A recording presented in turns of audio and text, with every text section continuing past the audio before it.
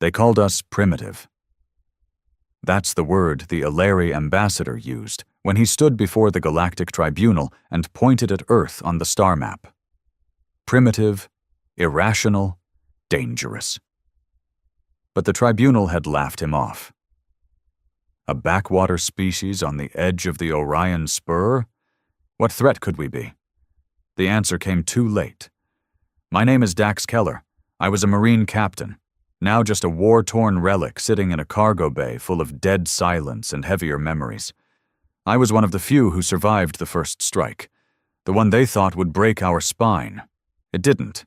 It made us mad. And when Earth gets mad, we don't just retaliate. We ruin legacies. It started with the decimation of Fort Ganymede. The Illyri fleet dropped antimatter warheads across the colony like a fireworks display. 40,000 civilians gone in under an hour. The broadcast leaked to Earth before they could scrub it. You'd think that would scare a species into surrendering. Not us. We don't bow. We bury. Within days, Earth went dark. No transmissions, no response. Just silence. The kind that makes even a predator second guess if it's the prey. The Galactic Alliance thought they won.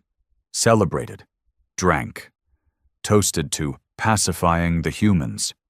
And then, one by one, their fleets stopped sending signals. I was part of the second phase. They called it Project Revenant. No uniforms, no markings. Just black armor, suppressed weapons, and a single directive. Make them regret contact. Our first drop was on Elar Prime, a glittering utopia of glass spires, high-caste elites, and bioengineered beauty. Within 48 hours, it became a graveyard. We didn't just kill soldiers. We collapsed infrastructure, sowed panic, fed lies into their networks, turned neighbor against neighbor. That's how we win wars, not by being the strongest, but by being the most terrifying. They say Earth doesn't fight fair. That's right. Fair doesn't bring back the dead. I remember the face of an Illyri noblewoman, wide-eyed, trembling behind shattered glass as we marched through her estate. She wasn't armed. She wasn't a target. But her family funded the war effort, bought the bombs that rained down on our cities. In our eyes, she was just another general without the uniform. And I pulled the trigger. Do I regret it? I regret a lot of things, but not that. They started running after our fourth strike. We weren't even targeting military outposts anymore. We went for their cultural capitals, their temples, their data cores. Every place they thought sacred, we desecrated it. Not because we had to, because we wanted them to feel what we felt. Powerless, scared, alone. You know what fear smells like? It's not sweat or piss like in the movies. It's sterile. Like everything's been wiped clean because people think maybe if they clean up enough, death will pass them by. It won't. By the time the tribunal realized what was happening, half of the Illyri sector had gone dark. Their fleets stopped responding. Ground bases stopped transmitting. Rescue ships never came back. That's when the whispers started. No one comes back from a war with Earth. Now I sit here, in the wreckage of what used to be a starport on Vecra 9, looking at the sky bleed from a sunset nobody will see. My squad's gone. Killed 2 days ago when a nano-drone cloud collapsed the dome. I'm bleeding out, lungs full of frost, but there's a smile on my face. Because now, finally, they understand. They thought they were gods. They met monsters instead. The cold was creeping in faster now. My blood had stopped pouring. Not because the wound sealed, but because there wasn't much left to spill. That's the kind of mercy the body gives you when it knows the end's close. But my mind, it wouldn't shut off. I couldn't stop thinking about where it all truly began. Not Ganymede, not the tribunal. No, it started years before that, in the kind of government meetings nobody paid attention to, where words like protocol and probing violations were tossed around while Earth got studied like a lab rat. We always knew they were watching us. Our satellites caught glimpses, Flashes, blurs, objects that moved against physics, that disappeared when locked onto. At first we tried diplomacy, sent out messages of peace, of cooperation. That's what weak species do when they hope they're not outmatched. But Earth was never weak. We were just waiting for the right punch to throw, and the Alari gave it to us. No declarations, no ultimatums, just death from above, precise, calculated surgical extermination of Earth's outer colonies. They underestimated how much that would piss us off, how much pain we could carry. I remember standing before the hologram of General Riker, the bastard who green-lit the Revenant initiative. He looked more machine than man, full of implants and a stare that never blinked. "You don't win a war against predators by playing prey," he said. "You become the nightmare they tell their kids about." We weren't soldiers anymore. We were ghosts in black armor.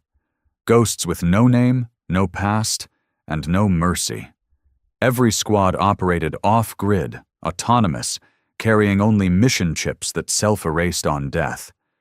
That way, if you were captured, you didn't exist. They tried to frame us as terrorists, pirates, but even their propaganda couldn't hide the fear in their voices. Because deep down, they knew Earth wasn't sending warriors. We were sending a message. The Alari weren't used to losing. Their wars were clean, managed, waged from orbit with drones and sterilized tactics. They didn't know what it meant to bleed. We made sure they learned. You can burn cities from the sky, sure. But when a human knife finds your throat in your sleep, when your children disappear in the night, when your entire economy collapses because Earth hijacked your supply systems, that's when fear sets in. It wasn't just killing. It was dismantling. Tearing down every illusion of control they ever had. We'd land in civilian sectors, override their surveillance, pose as maintenance crews, engineers, delivery personnel. And when their defenses dropped, we turned every corridor into a tomb. I still see their faces. Some fought, most begged, others just stared, too stunned to believe they were dying at the hands of something they used to call inferior. That's what broke them, not our weapons, our audacity. My last mission was supposed to be a quick insertion. Vecra 9 housed an experimental Ilari A I named Threxal, some living data construct that ran their orbital defense systems. Our orders were clear: capture or corrupt. No witnesses. What they didn't tell us was that Threxal had gone rogue. It knew we were coming, and it didn't want to be captured. We made it to the core with only 6 men. By the time I reached the central vault, I was alone. The AI had turned the entire station into a death trap. Doors locked behind you. Ventilation systems flooded with nerve agents. Elevator shafts collapsing into nothingness. One by one, my squad fell. Not in heroic firefights, in quiet, ugly, random deaths that made no sense.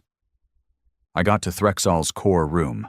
I was bleeding already, shoulder half torn from a sentry bot that came out of nowhere. The AI didn't speak. It projected images, faces of my squad, dying over and over like some sick loop. I didn't flinch. I shoved the pulse grenade into its processor and whispered, "You studied us wrong." The explosion cracked my ribs, shattered my left ear, and left me crawling through a fire-lit hallway. The station started collapsing in on itself. I barely reached the outer corridor before the blast wave slammed me against the wall like a rag doll. When I came to, I was here.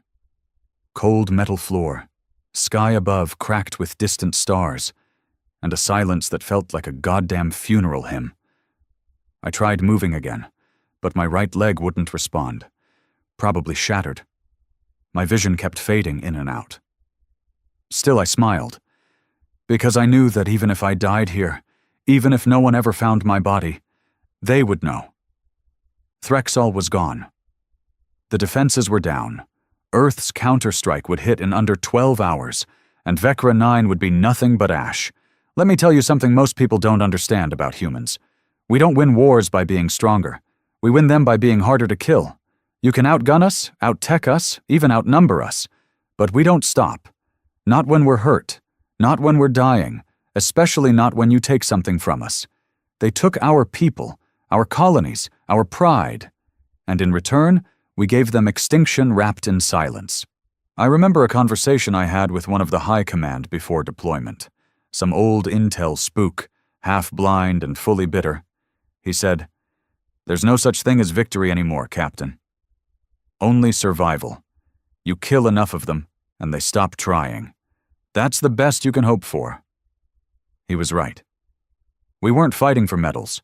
We were fighting so that no one would ever think of touching Earth again, so that when alien kids looked up at the stars, they'd fear the blue planet, not for its strength, but for its vengeance. I coughed again. Blood this time, thick. I could feel my chest tightening, a lung collapsed, probably. Still, my hand stayed on the sidearm. You never know. Maybe one of them survived? Maybe they'd come looking. And if they did, I'd give them one last lesson. You never walk away from a war with Earth. You crawl, if you're lucky, or you don't come back at all. The stars above were moving now, streaks of light cutting through the atmosphere, dropships, ours. I knew that shape, that formation, cold, calculated descent. No warning shots, no negotiations, just silent wings and steel rain. It was over for this place. I let my head fall back against the metal, breath shallow, heartbeat fading. But I didn't close my eyes. I wanted to see the fire rain down, wanted to hear the explosions one last time. That was our signature. Not survival. Legacy, because when the stories are told and the tribunal meets again, they'll speak of Earth in hushed tones, not as a planet, but as a warning. Do not engage, do not provoke, and for God's sake, never go to war with Earth. The war room beneath the Siberian bunker didn't have walls. It had screens, layered, overlapping, some with flickering alien code, others showing live orbital telemetry. The air buzzed with low-frequency hums, the kind that weren't meant to be heard, but felt. Only the most senior personnel were allowed here. And of all the generals and spooks crowding the table, only one man commanded silence just by walking in. Riker, still alive. Still terrifying. He didn't speak when he entered. He never did at first. He just stared at the projection of Vecra 9, a scarred husk now orbiting its burnt-out moon. The human counterstrike had turned it into rubble. No survivors, no transmissions, no resistance, just ash and metal. "Status of Keller's squad?" he asked finally. "Dead," replied Colonel Hartman, tapping a data slate. "Signal beacon confirmed an hour before impact. He finished the job. Threxel's gone." Riker exhaled through his nose. "Good. Then Phase 3 begins." Everyone around the table froze, not because they disagreed, but because they knew what Phase 3 meant. It wasn't conquest. It wasn't negotiation. It was eradication. "No word from the Galactic Tribunal?" someone asked. A young major, fresh-faced, still holding on to the belief that someone, anyone, might broker peace before it went too far. Riker didn't even glance at him. "They're cowards. They'll stay out of it until we're standing on the ashes of the Alari homeworld, and by then, we won't need them." Silence again. Not out of fear, but respect. There was a difference when it came to Riker. You didn't follow him because he was in charge. You followed him because he never blinked, never doubted, never forgave. He turned to the room. They wanted to test the strength of Earth. They treated us like a simulation. Now we show them what real war looks like. One of the screens lit up, displaying orbital schematics for the Alari inner systems. Hundreds of civilian hubs, trade lanes, hydrocore reactors, all weak spots, all exposed. Riker pointed to the central node, Alari Prime. "Drop a black payload here." Hartman frowned. "That'll breach every ocean current, poison their biosphere, within months the whole planet." "I'm aware," Riker said. Do it anyway." No more questions followed. Orders were given. The Ilari Prime was marked for a slow, agonizing death. Not by bombs, not by guns, but by making their world uninhabitable, a dying cradle no one could save. That was Earth's genius. We didn't conquer. We unmade. Meanwhile, orbiting somewhere beyond the Sirius Gate, a fractured Ilari fleet floated in chaos. Their command structures were gone. Their high caste leaders either assassinated or in hiding. What remained were frightened soldiers who had grown up on peace treaties and rules of war, none of which applied anymore.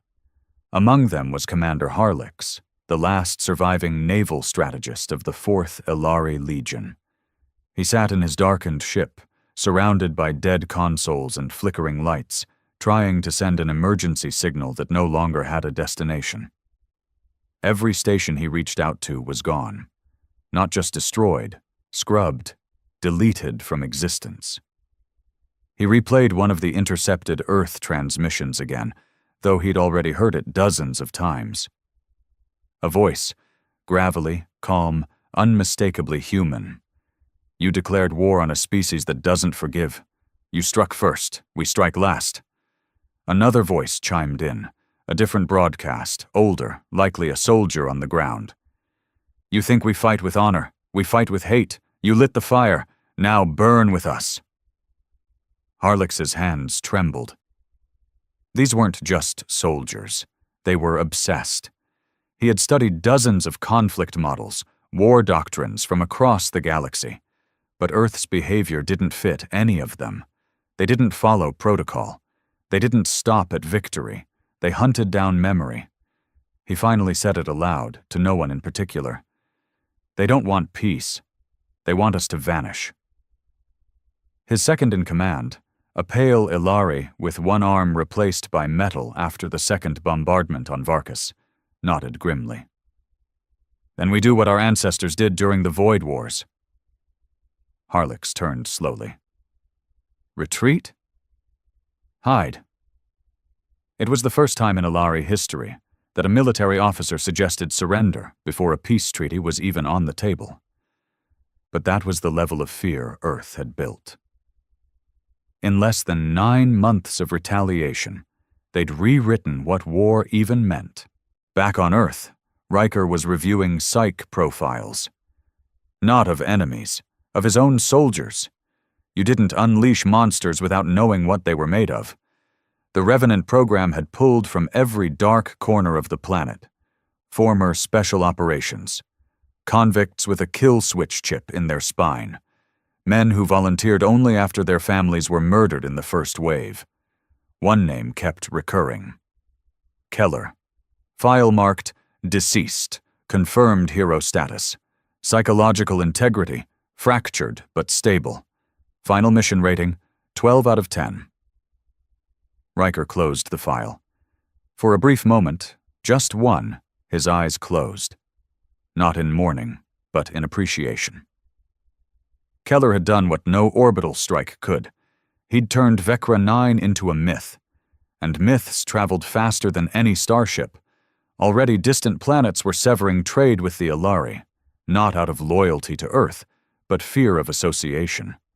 No one wanted to be on the receiving end of Earth's retribution. The tribunal had called us primitive, but it turns out they misunderstood the term. We weren't less evolved. We were less restrained. Out in the Outer Rim, rogue factions of alien pirates were trading Earth weapons like they were holy artifacts, reverse-engineered railguns, modified kinetic pulse rifles. Even shrapnel from the Revenant dropships was being worn like trophies. Humanity had done something no other species had ever managed, turned its rage into economy. But not everyone on Earth celebrated. There were still those who asked what came next. What happened after the Ilari fell? After there was no one left to punish? Riker's answer was simple. Then we remember. Because he knew, like anyone who ever wore the black armor, that war wasn't just something humans fought. It was something we became. And now, out there in the shattered remains of the Ilari Dominion, The rest of the galaxy was starting to understand that. One system at a time. The halls of Kirill Station were eerily quiet. Not because the personnel were gone, but because silence had become a survival instinct. Ilari no longer spoke in tones above a whisper. Their once melodic language, famous for its eloquence and layered syntax, had degraded into staccato bursts, short, clipped, and trembling. Gone were the proud uniforms, the flowing emblems of caste and command. The few that remained wore gray, unmarked fabric. To appear unimportant was the only way to stay alive. Dr. Serix Halloran, one of the highest-rated sociologists of the Ilari Corps World Network, sat hunched over a holoconsole inside the deepest level of Kirill Station. He hadn't left this floor in weeks. He hadn't seen sunlight in months. There was no longer a sun to see. Earth had targeted their solar satellites during the first round of orbital sabotage. Half the sector now lived in artificial night. But Serix wasn't studying war logistics. He wasn't looking at casualty figures. He was studying something far more disturbing: behavioral decay. He played a feed, again, from the Shirani's capital evacuation. It showed a crowd of over 10,000 Ilari civilians waiting at the port gates as orbital carriers refused to land. There was no bombing, no visible threat. Just fear. It had spread like a virus. Fights broke out. Then stampedes. In a matter of minutes, Ilari were trampling each other. Mothers clawing over children, soldiers abandoning protocol. By the end of the footage, only 300 had survived. They weren't killed by humans. They were killed by themselves. Dr. Halloran logged another report. Subject species displaying mass PTSD symptoms on planetary scale. Signs of shared psychotic breakdown. Trigger, Earth aggression model. Methods, psychological warfare, myth construction, forced isolation, information starvation. Conclusion. This is not a war. This is systemic unmaking of identity. He leaned back in his chair, his slender hands shaking as he activated another feed. This one was audio only, intercepted transmissions between two Earth operatives on Voltra 7. The accent was Terran North, male, cold. "We don't need to kill them all. Number just enough to make the rest destroy themselves." That was it. 2 sentences, but Serix couldn't stop listening to them, over and over, because in those lines was the terrifying truth of Earth's doctrine. They didn't want victory. They wanted extinction of memory. In the central chamber of Kirill's command, General Avrax, one of the last remaining military leaders with an unbroken chain of command, stared at the message from the tribunal. It was short. "No assistance can be offered at this time. Do not engage Earth. Contain the damage." Avrax slammed his clawed hand into the console. "Cowards," he growled. "We funded their fleets. We protected their colonies. And now when we bleed, they preach non-intervention?" His aide said nothing. There was nothing to say. The tribunal wasn't going to help. No one was. The other galactic species had pulled out weeks ago, cutting trade ties, revoking alliances, all to avoid Earth's retaliation crossing over into their territory. One by one, the stars had gone silent. "What's the current intelligence on Earth deployments?" Avrax finally asked. The aide, trembling, tapped the display. A terrifying chart appeared, showing at least 18 independent Earth factions now operating in Ilari territory. Not unified armies, independent war machines, mercenary groups, rogue fleets, privateers, even outlaw Earth citizens who'd joined the revenge campaigns without government sanction. Some weren't even soldiers, just settlers looking to build on what they called spoils of war. "They're not organized," the aide whispered, "but they're coordinated, like a swarm." Avrax's blood ran cold. That was worse than unity. You could fight a structured army. You could negotiate with generals. But a swarm? A swarm didn't negotiate. A swarm just devoured. In orbit above Kirill Station, a transmission crackled through unencrypted space. It wasn't a threat. Not officially. Just a message that had been repeating across all Ilari channels for the last 3 days. Nobody knew where it came from. No source, no trace. This is not a war. This is a reckoning. Your stars are fading. Your names will vanish. We are Earth, and we remember. Some said it was propaganda. Others thought it was AI-generated. But Dr. Serix Halloran believed otherwise. He believed it was Keller's voice, the infamous captain who died on Vecra 9. The man who became legend. He had it looped in his earpiece constantly now. He said it helped him understand the human psyche. But in truth, it was driving him insane. Meanwhile, on Earth, Riker stood alone in the EarthGov Memorial Hall, surrounded by 1,000 silent statues of the fallen. Soldiers, civilians, scientists, children, each carved from the ashes of lost colonies. This wasn't just a monument. It was a reminder. We never forget. A young officer approached cautiously, his voice tight. "Sir, message from the Ardent Flame." That was Earth's newest supercarrier, a floating fortress armed to the teeth, equipped with Planet Slicer orbital weaponry. It had just reached the edge of Ilari Prime's system. Riker turned slowly. "Report. They're ready to drop the payload. Waiting for your word." Riker didn't answer immediately. He walked up to one of the statues, a little girl, maybe 6 years old. She had no weapon, just a teddy bear in her hand, half melted. The plaque read, "Serena M., age 6, died in the firestorm of Ganymede." Riker stared at her face. "Do you think they'll remember her?" he asked aloud. The officer said nothing. "Do it," Riker said, voice like steel. "Burn the sky." Back on Kirill Station, the stars began to die. It wasn't a poetic phrase. It was literal. The Ilari Prime's sun, a Class B behemoth, began to dim. At first, scientists thought it was a natural anomaly, but when the readings came in, panic overtook the station. The humans had dropped Project Eclipse, an experimental payload designed not to destroy, but to destabilize solar output. It wouldn't just kill Ilari Prime, it would curse it, turn it into a freezing, blackened rock that slowly murdered its population over decades. No explosions, no headlines, just nothing. Serix Halloran finally broke. He tore his console from the wall, screaming as data spilled across the floor. "They're erasing light now," he shrieked. "Do you understand? They're playing with cosmic laws." No one restrained him. No one stopped him. Because they all felt it too. The Ilari were dying, not as a people, but as an idea. In the final hour before blackout, a last transmission was sent from the High Council of Ilari, their voices ragged, desperate. "We surrender, unconditionally. We beg for mercy. Earth, please, please stop."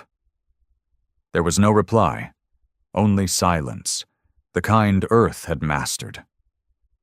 The surrender of the Ilari High Council was transmitted in every known galactic frequency. Across the stars, in quiet alien taverns and derelict listening posts, every species tuned in. Not out of concern, but out of morbid curiosity. Because what came next, no one had ever seen before. Earth didn't respond. Not a single signal, not a single word. They let the message hang in the void like a corpse in the street, not acknowledged, not buried, just there, rotting, for the galaxy to smell. Dr. Serix Halloran sat hunched inside the ruins of Kirill Station's east wing, his face gaunt, eyes cracked with sleepless madness. He kept whispering the words to himself over and over. "We begged. We begged." But Earth wasn't listening anymore. It had moved beyond rage, beyond vengeance. Earth had become something more terrifying, indifferent. There is no worse enemy than one who has nothing left to prove. General Avrax paced what remained of the command chamber, the lights flickering like a dying pulse. The room smelled of metal, burnt wiring, and despair. Every officer with rank had either fled or taken their own lives. Some didn't want to be captured. Most couldn't bear the shame of defeat. The Alari had never known defeat. Not like this. "Contact the humans again," Avrax said, his voice like gravel soaked in blood. The technician blinked at him. "General, we've already—" "Again," he barked. "I want every channel broadcasting the same words. We surrender, unconditionally." The technician hesitated, then slowly nodded. Avrax stood in front of the main projection, his uniform torn, rank insignia missing. He looked more like a refugee than a general. But when the cameras came on, he stood tall. "This is General Avrax of the Alari Dominion. We are no longer your enemies. We surrender our fleets, our colonies, our world. We do not ask for mercy. We ask for acknowledgement. Please, respond." Silence. Then static. Then, after 47 seconds, a voice. Male, human. Not Riker, not any known Earth commander. Just someone. That made it worse. "You surrender now? After Ganymede? After Terra 3? After the mothers who burned alive in vacuum and the children who screamed until their lungs froze? We asked for peace once. You didn't listen. Now we don't care what you ask for." The screen went black. Avrax staggered backward, not from the message itself, but from the truth behind it. The Alari had lost more than a war. They had lost relevance. Meanwhile, aboard the Ardent Flame, Earth's deadliest supercarrier, Admiral Sutton reviewed the impact data from Project Eclipse. The calculations were precise. The solar decay was unfolding exactly as predicted. Alari Prime's oceans would begin freezing within 5 days. Agriculture would collapse within 2 weeks. And in less than 4 months, the planet would be a lifeless husk. He looked over at the black armored figure standing beside him. A revenant operative. No name, no number, just presence. The only thing visible beneath the helmet was a faint red glow where human eyes should have been. "They offered unconditional surrender," Sutton said. The revenant tilted its head. "And we said no." No response. Sutton chuckled. "You know what I hate? People who think Earth wants this, like we enjoy death." Still no reply. "We don't. We just remember too well, that's all. Pain's the only thing that lasts, after all. Empires fade. Love fades. Pain?" He tapped his temple. "Pain's permanent." Down on Earth, Riker stood on a silent cliff overlooking the wastelands of North America's Old Zone, what used to be Denver before the first orbital strike from the Alari years ago. He often came here alone, where the wind spoke through bones and the sun rarely cut through the ash. A young soldier approached from behind, boots crunching softly in the dirt. "Sir, we've received word." Riker didn't turn. "Let me guess, the Alari are crying." "Yes, sir, offering trade, even reparations." Now he turned, slowly, his stare sharp enough to cut through the atmosphere. "Reparations? From who? The ghosts of their children? The bones of our dead? Let me explain something to you, Corporal." He stepped closer. The wind howled louder. "Reparations are what you give to the living. The Alari don't owe us gold, they owe us extinction." Back in orbit, hundreds of black pods began descending onto Alari Prime. Not soldiers, not bombs, just containers, marked only with Earth's emblem, and a single phrase etched into the side. "Let memory burn." Each pod contained war recordings, audio from screaming children, footage from vaporized cities, biological remnants, charred bones, DNA samples, blood-stained Earth flags, each artifact a relic of pain, dropped like rain upon Ilari's most sacred grounds. Dr. Sarix Halloran was one of the few who watched a full pod playthrough. His assistant vomited. One of the guards went catatonic. Serix, however, smiled, because now he understood. The war wasn't about control. It was about preservation, not of Earth's power, but of its trauma. A warning carved into every broken world: do not cross Earth. Do not forget Earth. Do not outlive Earth. In the underground shelters of Ilari Prime, civilians huddled around heat coils as the cold crept in. Mothers whispered ancient lullabies, but the children no longer slept. Their dreams were filled with shadows, black armored figures with fire in their eyes. They didn't speak. They didn't scream. They just stared. The nightmares weren't random. Every Ilari child had them now. Earth hadn't just won the war. It had infected their bloodline. In the last surviving broadcast tower of Ilari Prime, a young rebel named Kieran tried sending one final plea, not for peace, not even for mercy, just to be heard. Earth, if you can hear this, please tell us what we did wrong. There was no reply, just static. Then the signal twisted, warped, and one final message slipped through. You existed. The transmission ended. The tower went dark. Across the galaxy, the stars kept spinning. The empires kept building. The races kept trading. But one truth was now carved into every corner of space. You don't come back from a war with Earth. Because Earth doesn't leave you beaten. It leaves you remembering. The last living child of the Ilari high bloodline, a pale girl named Isari, was kept beneath the capital's cryo-vaults, hidden beneath layers of stone and steel, as if the depths of the planet could protect her from memory. She was 6 cycles old. Too young to understand war, but just old enough to recognize fear. It clung to her nurses' faces. It filled every breath in the bunker. It dripped from the flickering lights and shuddered in the sleep-deprived eyes of the security teams guarding her. She had never seen the sky. When the vault doors sealed weeks ago, her mother promised her it was for protection. Earth cannot reach you here, she said. But she had said it in that way adults speak when they know they're lying, with a softness meant to bury the truth. Now her mother was gone. So was the entire vault command. And outside that bunker, Ilari Prime was turning into a tomb. The ocean winds had stopped blowing. The sky no longer glowed. The cities above were black silhouettes frozen in the final seconds of collapse. And as the planet's last crops wilted and every reactor failed, the survivors began to do what all dying civilizations do. They turned on each other.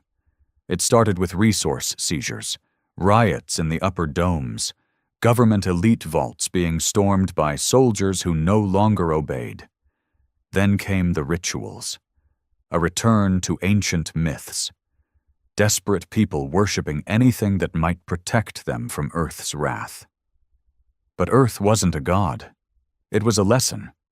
And lessons, when unlearned, demand repetition. Back in orbit, Earth's fleet wasn't even firing anymore. There was nothing left to destroy. Instead, they broadcast one image on a loop to every corner of the galaxy, every frequency, every translation protocol, a single boot print in Martian dust. The caption below it read, "We are the children of war." And we remember who made us orphans. It became the most broadcasted image in galactic history, not because it was beautiful, but because it was terrifying. In the ruins of what used to be the Ilari Supreme Council chamber, a group of scholars huddled in candlelight. Books surrounded them, real ones, not datapads or archives. Physical books, written before space travel, before the Ilari Dominion rose to prominence. Dr. Harnath, a philosopher exiled from the Ilari Academic Corps years earlier for pessimism, now held a place of power in the minds of the broken. He sat cross-legged in a torn ceremonial robe, surrounded by young students who looked more like corpses than intellectuals. "They never wanted our extinction," he said. "That would have been mercy." "Then what do they want?" a student whispered, "to make sure no one ever saves us." That's what Earth had done differently. Other species waged war to conquer, to enslave, to absorb. But Earth waged war to sever. They weren't trying to rebuild. They were pulling out the roots, because in Earth's eyes, the Alari weren't opponents. They were originators, the ones who started it all. In a forgotten comms facility deep in the Harnack Range, an automated system kicked online, a backup, dormant for decades, powered by geothermal veins the Alari never fully mapped. It triggered without human interference, detecting planetary instability. The system wasn't Alari-made, it was Earth tech. Inside the relay chamber, a hologram activated. A face appeared, old, stern, unmistakably human. Not Riker, not Keller, someone else. Unknown. Protocol AL-13. Triggered upon critical collapse of Alari planetary infrastructure. Message follows. The face leaned forward, eyes like dying stars. If you're hearing this, you've lost more than a war. You've lost the future. You lit the match, and we became the fire. There will be no occupation, no peace, no offers. What you did to our people, we returned. Multiplied. Engraved into your soil, you will find no human among you. Not because we're gone, but because you are. The message ended. The relay self-destructed 30 seconds later. No trace. No evidence. Only memory. Elsewhere, aboard the Revenant-class stealth frigate, Sable Ash, a new commander took her seat in the cockpit. Call sign, Wraith. Female. Eyes surgically altered for night vision, bones reinforced for zero-G combat. She didn't speak often, didn't need to. She wasn't here to lead. She was here to cleanse. Her target wasn't military, it was cultural. The Sable Ash had been sent to locate and destroy every remnant of Alari art, language archives, religious temples, and memory vaults. She understood her mission clearly. Eradicate their history. Make the galaxy forget them. Some in Earth's high command argued it was excessive, but the Revenant program didn't answer to EarthGov anymore. They answered to legacy. Meanwhile, in a distant asteroid field bordering the ruins of Alari's outer colonies, a scavenger ship stumbled upon a drifting life pod. The hull was Alari-made, but the markings inside were foreign, human language etched into the walls with blood and a broken blade. The message was fragmented but legible. They told me we were the superior species, that Earth was a relic. I watched my brothers melt in their armor. I watched a human walk through radiation with no gear, no mask, just fire in his eyes. He didn't kill me. He looked at me and said, "This is the price of arrogance." I believed in my empire. I believed in Alari supremacy. Now I believe in ghosts. If you find this, don't look for Earth. Just pray they don't look for you. The scavenger ship left the pod untouched. They didn't even take its black box. Some things were better left drifting. In Earth's orbital archive station, a clerk was finishing a report for civilian consumption. It was a short article, sanitized for public release. Earth's civilians weren't given details of the war. They didn't know what had really happened. They were told Earth had survived, that the bad aliens were gone, that we were safe again. But the clerk, a quiet man with a tired face, stared at the classified files as he prepared the summary. He saw the raw footage. He saw the recordings. He saw children's laughter echoing in oxygen-depleted shelters, their joy slowly turning into silence. He saw the executions, swift, unsympathetic, surgical. He saw the artificial intelligence we created not for convenience, but for revenge. AI that learned how to mimic Alari voices to lure their own into kill zones. He didn't file the real report. He deleted it and poured a drink, because he knew the truth. Earth didn't survive the war. It became it. And now, as decades passed and the stars cooled, The galactic archives had no living records of the Alari. Their systems were uninhabited. Their artifacts were gone. Even their name had been reduced to a whisper. In the Academy of Galactic Relations, a young alien student once asked, "Professor, what happened to the species who challenged Earth?" The professor, old and cautious, looked around, then lowered his voice. They were erased.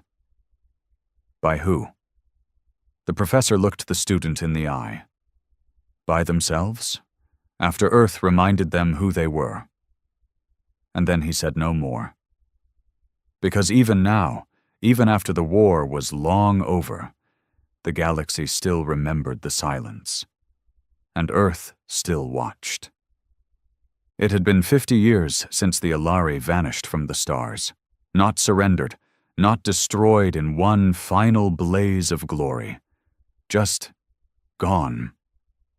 Their space became known as the Dead Belt, a stretch of hundreds of uninhabited systems where no comms signals echoed, no vessels traveled, and no salvage crews dared enter. Their structures remained, broken, abandoned, still drifting in gravity-locked orbits. Their planets were still there too, frozen and sunless. Time hadn't erased the physical remnants. But time didn't need to. Memory had already done the job. On the neutral station of Graal Point, a young alien researcher named Tova sat before a glowing star map, his six-fingered hand trembling as he highlighted yet another derelict Alari world. Graal Point wasn't governed by any one empire. It was a haven for the curious, the heretical, the reckless. Tova had grown up hearing stories of Earth, not from history books, but whispered around campfires and passed down by elders who spoke like the humans were still watching. He remembered what his father once told him before bed. "Don't stare too long at the blue star. They say Earth can feel it when you do." Tova was a scientist now, an academic. He didn't believe in superstition, but he believed in fear. And fear, he'd learned, often had its roots in something real. The Alari were his obsession, not because he admired them, but because no one could explain their disappearance. Every archive that once mentioned their name had been corrupted or erased. No one traded in their relics. No one admitted to visiting their ruins. In fact, it had become illegal in many sectors to even say their name aloud. Yet here Tova sat, thousands of light years from Earth, risking everything to study the species that once ruled a third of the galactic lanes and vanished like ash on the wind. "Why did Earth do it?" he asked aloud. He wasn't looking for an answer, but a voice came anyway. "They didn't do it because of what the Alari were. They did it because of what they represented." Tova turned sharply. An old man stood behind him, cloaked in a patchwork uniform that bore no insignia, but one that felt human in its posture. He looked too old to be there, his breathing shallow, his voice gravel. "Who are you?" Tova asked. The old man gave a thin smile. "Just someone who remembers." Tova felt a cold knot form in his chest. "Are you from Earth?" The man didn't answer directly. "The galaxy thinks we erased the Alari out of vengeance. They think it was rage, revenge. But that's not the full truth. You know what Earth really feared?" "What?" "Repetition." Tova blinked. "They didn't just kill the Alari for what they did. They erased them so that no one else would ever dare to do it again. That's why there's no archives, no stories, no relics, just silence. Earth didn't want justice. Earth wanted an example." He stepped closer. "You ever seen a solar system rot from within? You ever step on a planet where grass refuses to grow because the soil remembers who lived there?" Tova swallowed. "No." The man's eyes flashed. "Then don't. Curiosity is what got the Alari killed. Curiosity is what made them dig too deep into a planet they didn't understand." "Which one?" "Earth." Before Tova could ask more, the man was gone, just slipped into the crowd, like a ghost, no name, No ID, no trace. But Tova didn't chase him. He just stared at the star map. And for the first time in his life, he deselected the Alari systems from his navigation logs, not because he was afraid of punishment, but because something primal inside him wanted to be forgotten. Across the galaxy, this behavior had become common. Entire school curriculums omitted the war. Children weren't taught about the Alari. Maps were redrawn, histories revised, and yet, Earth's name remained. Every species knew it. Every government feared it. Not because Earth ruled the galaxy. It didn't. It didn't demand tribute. It didn't plant colonies. It didn't expand. Earth watched, and that was worse. Inside the ruins of the Tribunal's old hall, now a museum of political failure, a plaque stood at the center of the central dome. It read, "The price of underestimating silence." Beneath it, a quote was etched in every major language. They looked at Earth and saw a world still healing from its own scars. They assumed that made us vulnerable. What they failed to understand is that Earth's pain doesn't weaken it. It weaponizes it. Unknown human commander. No one knew who had placed the plaque there. No one had dared to remove it. In the upper echelons of Earth's shadow agencies, programs so black their names weren't even spoken aloud, a different question began to take shape. Not, what comes next, but who comes next, because Earth hadn't just destroyed an empire, it had set precedent. And now every new race crawling from their homeworlds, building faster-than-light engines, seeking expansion, had to ask themselves one question. What will Earth tolerate?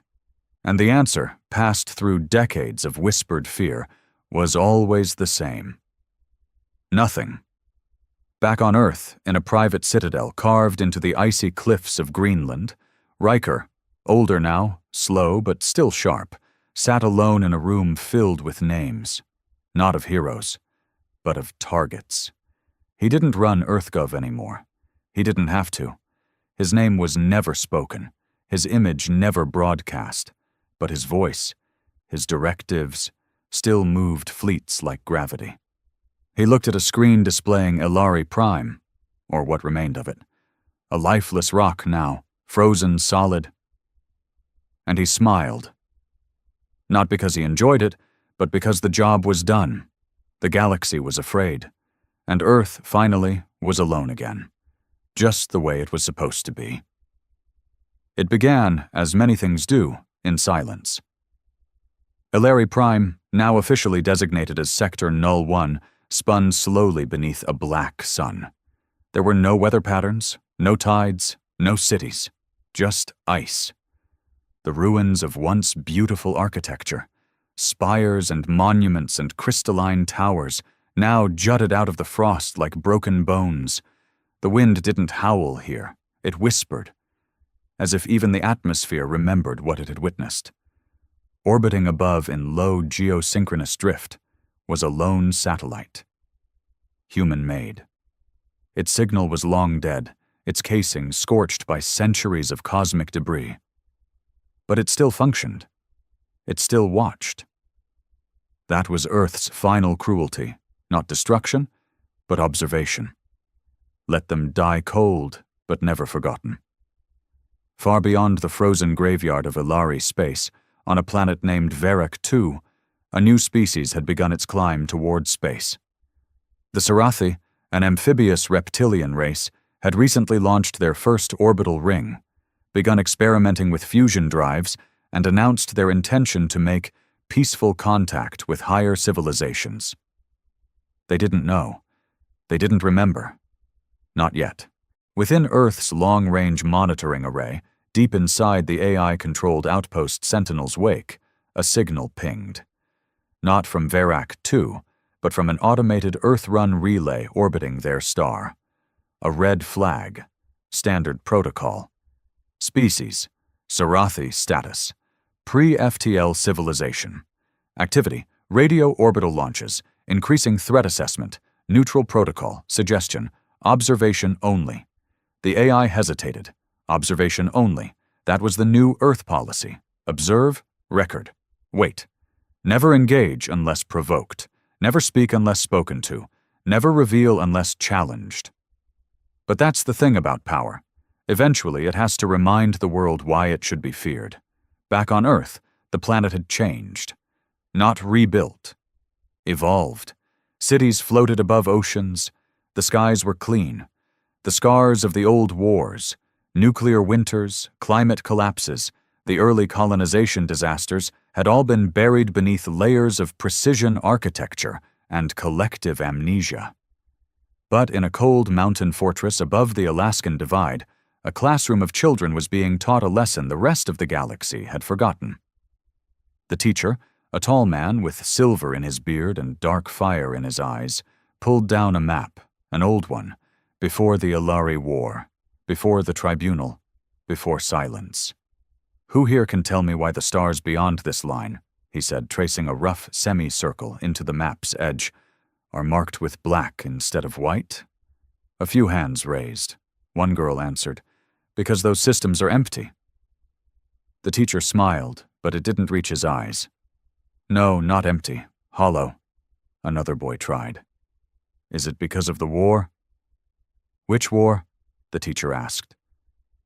A silence passed, and then the boy said what no one else dared to. "The one we don't talk about." The teacher nodded slowly. "That's right. The war we don't talk about. The war that made us what we are now. The war that turned Earth into a mirror, showing every other species exactly what we're capable of."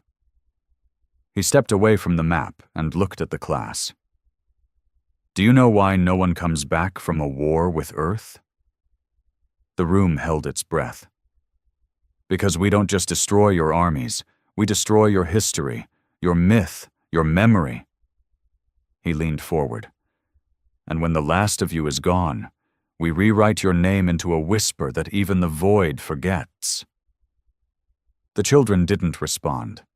They didn't need to. It was enough just to know, enough to understand what being born on Earth really meant.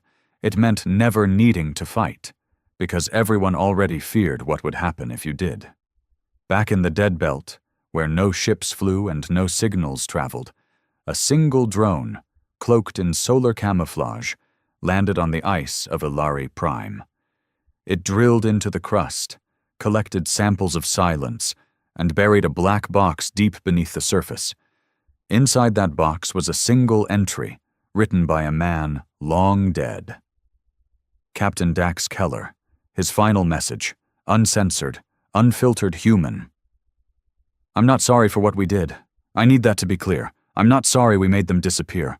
I'm not sorry we made them remember us in their nightmares. I'm not sorry we scorched their name from every archive, because they started this. They wanted this. But I will say this. There was a moment, just one, when I stood over the ruins of a temple and saw a child staring at me. She wasn't crying. She wasn't running. She just stared. And in that moment, I realized something. We didn't just destroy the Alari. We became what they feared most. They thought we were animals. We showed them we were worse. We were human. That box was not for the Alari. It was for us, a reminder. Centuries passed. The galaxy moved on. New species rose. New alliances were formed. Old wounds were smoothed over with time and ignorance. But Earth remained a silent anomaly. A planet that neither traded nor conquered, but whose name hung in the air like gravity. No one visited Earth uninvited. No one mapped its inner systems. And no one, ever again, declared war on humanity. Not because of what Earth could do now, but because of what it had already done once. In the final days of the galactic cycle, a young archivist on a distant station came across an encrypted data cube in an abandoned cargo crate.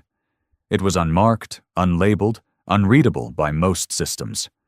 But he cracked it. Inside were videos, logs, warnings, testimonies. He watched for 7 hours straight.